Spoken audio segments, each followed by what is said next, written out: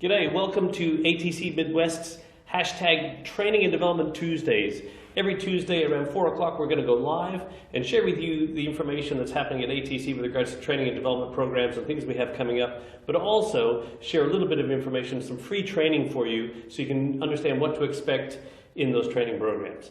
And because you're all tired of just hearing from me, I have brought along the lovely Laura Griffiths, who's our Training and Development Officer, who will be participating in Training and Development Tuesdays. You might even find that she might be running them going forward by herself. Yay, she says. So, without further ado, Laura, what do we got coming up? In the next couple of weeks, we've got personal productivity, so that's running in a fortnight on the 6th of July. And then the week after that, we've got Director of First Impressions as well, which is running on the 13th. Personal productivity is 9 till 1, and Director of First Impressions is 9 till 11:30. So, the first one coming up is Productivity Excellence, yep. Right? So that's July, that's Wednesday, the 6th of July? Yep. Wednesday, the 6th of July, 9 a.m. to 1 p.m. Yep. Awesome. So what can we expect in that? Basically, yeah, personal productivity, I suppose. It's a good workshop on sort of how to maximise what you do in a day so that you get the best results. Absolutely. It's actually probably one of our biggest sellers, for want of a better term, isn't it? It's the most popular program we've been running, I think. So let's take a moment and I'll share a little bit of what you might learn during the Productivity Excellence, Personal Productivity Excellence program. One key part I love of this program is getting people to understand a very simple old story. And many of you may have heard this, so if you have, I'm going to tell you the Canadian version, okay? So I'm going to go through, I'll even draw a little bit of a picture here on the board. That's why I have the whiteboard here, just in case. So there was this scientist, and he was talking to his students in the class, and he brought this big jar, and he put it up on the table. And that big jar had these 6 big rocks in this jar. And with that, he said to the student, "Is this jar full?" To which most of the students in the class took a look at it and go, yeah, it looks pretty full. And he said, "Oh, really?" And then bent down, picked up another bucket full of gravel, and then he poured the gravel into the bucket, and it all sifted around the big rocks. To which then he asked his students, again, "Is the jar now full?" And then, of course, the students may have wised up at that stage and said, "Maybe not." So he said, correct, and reached down and grabbed a bucket of sand, and then he poured the sand in all around the big rocks and the gravel that were in there. And then again, asking the students, "Is the jar full?" Still not sure about it, the student said, "Probably not." Correct. So then he reached down and grabbed the last bucket, which was a bucket of water, and he poured the water into the bucket, which made its way around the sand, the gravel, and the big rocks, and then filled the jar up nice and solid. So is the jar full now? Yes. So when you think about that story, from a productivity point of view, Laura, what do you think the moral to that story is? I'd probably say that I suppose there's always more time to do stuff in the day. Yeah, absolutely, and that is a very common answer we get when we run this training, and it's correct. But the actual real moral, or the best moral to this story is, think about it in reverse, Laura. Okay, if I put in the water, the sand, and then the gravel, would I be able to fit the 6 big rocks in the jar? No. Correct. And that's the real moral of the story. So when we're planning our day from a productivity point of view, how often do you deal with the water, the sand, and the gravel, and then try and fit the big rocks into the jar? Right? And that's probably what happens with a lot of people. They can't fit it all in there. And so one of the things we teach people on the productivity training is to identify what those big rocks are, and then how to put them in your jar first. Okay, so you become more productive in the sense of your day and get most of the important things done, rather than all these seemingly urgent issues that that come up throughout your day. So that's something you can look forward to in the Productivity Excellence. So the next one? Yep, it's Director of First Impressions. Director of First Impressions, another popular program. So what's the Director of First Impressions really about, from your perspective?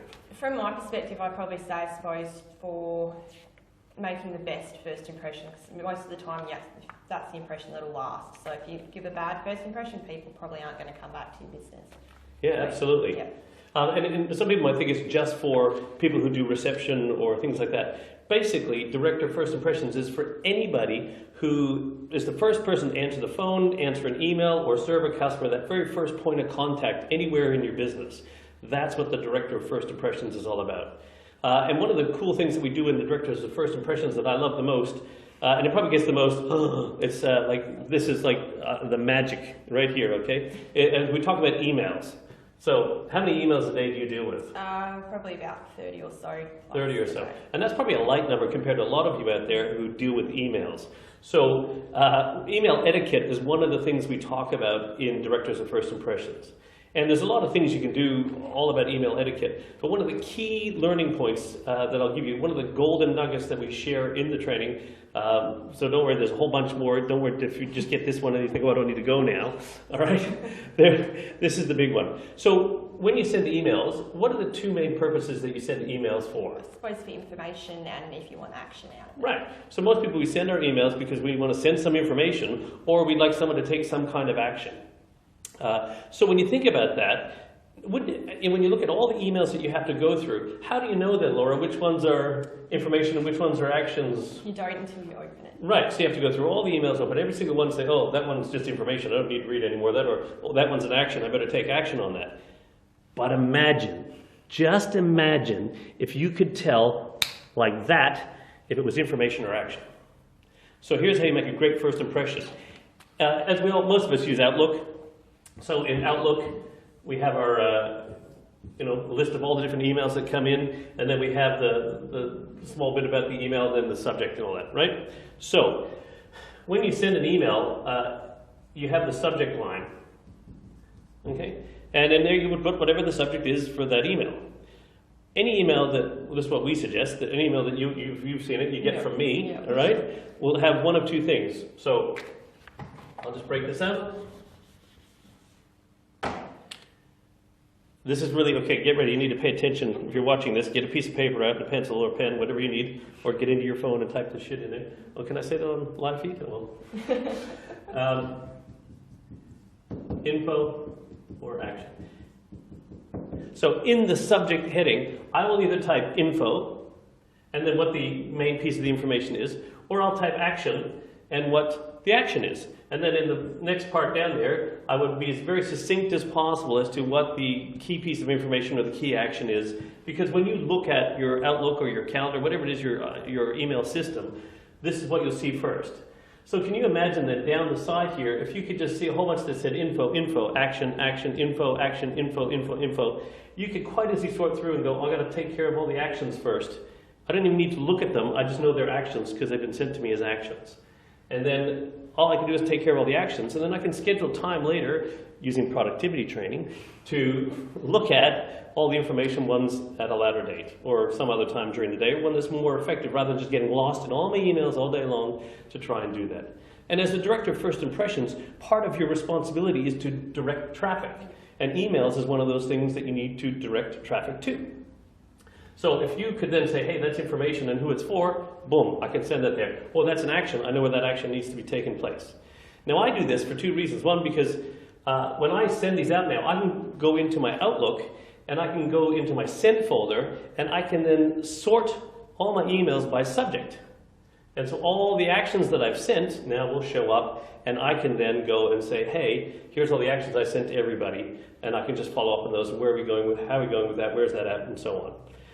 Also then, the receiver of those things, so once again I want to make a good first impression of the people I'm communicating with, they then receive that and go, oh, very clearly this is an action I need to take. Yep.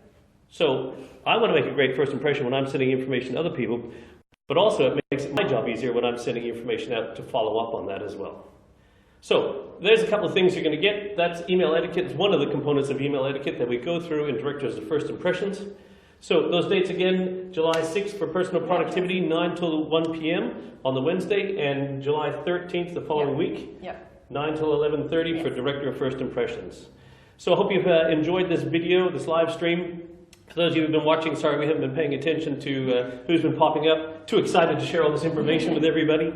So thank you to Laura for coming along. We look forward to seeing you next Tuesday for Training and Development Tuesdays for our live stream. But then Wednesday for the productivity training. So make sure you contact Laura and say you want to get registered for this thing because you've just seen her and you're like, this is amazing, we've got to get part of this. Thanks very much for watching our live stream, and until Tuesday, Dave and Laura out. Wasn't so bad, was it? Piece of cake. See ya.